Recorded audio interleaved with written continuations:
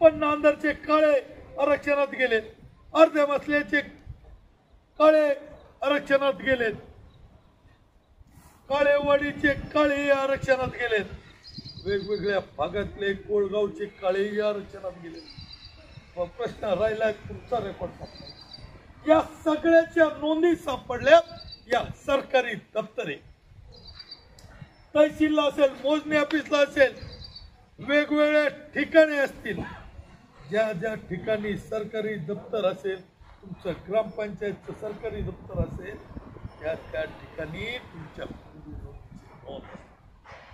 तुमच्या गावातला तरुण मुलगा ज्या शाळेत शिकला, म्हणजे स्वातंत्र्याच्या नंतर ज्या शाळा निघाल्या मराठी शाळा, कारण आपल्या भागात कमी शाळा होत्या, काही विद्यार्थी पाहुणे रावळेकडे शिकले।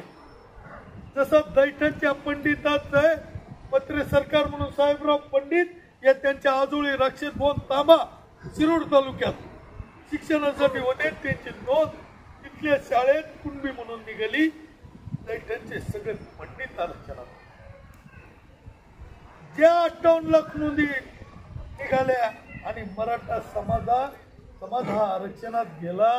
मित्रांनो, त्याच्यासाठी संघर्ष करावा लागला, त्या संघर्ष होता म्हणून जरांगे पाटला, आणि तो तुमच्या आमच्या साठी लढतोय, तो गरजवंत मराठी आता लढा लढतोय, तुमच्या आमच्या लेकरा बाळाच्या भविष्यासाठी लढतोय। 29 ऑगस्टला आझाद मैदानावरती आंदोलन करतोय, तो तुमच्या सारख्या ज्या बांधवांच्या नोंदी निघाल्या नाही, ज्या बांधवांच्या नोंदी सापडल्या नाही, जे बांधव आणखीन आरक्षणापासून वंचित आहेत, 50% आत ओबीसी आरक्षणात येत नाही, कुणबी म्हणून त्यांना संबोधल्या जात नाही, त्या उर्वरित मराठा बांधवांसाठी हा लढा आहे।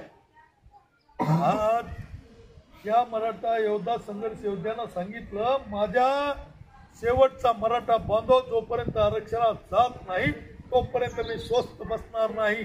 म्हणूनच या येत्या 29 तारखेला त्यांनी आझाद मैदानावरती उपोषण करण्याचा निर्णय घेतला। येत्या 27 तारखेला ते आंतरवली सराटीतून मुंबईकडे निघणार आहे आणि त्याच गोष्टीचा संवाद साधण्यासाठी आपल्या गावात चौडी बैठकीच्या माध्यमातून आज आपण सरांनी सांगितलं, आमची बैठक आणखी झाली नाही पण आम्ही येणार आहोत, आम्ही आज उद्या बैठक घेणार आहोत। मित्रांनो, वेळ वाईट आहे, आपल्या रात्र वैरेची आहे, चारही बाजूने मराठा समाजाला घेरल्या जात आहे।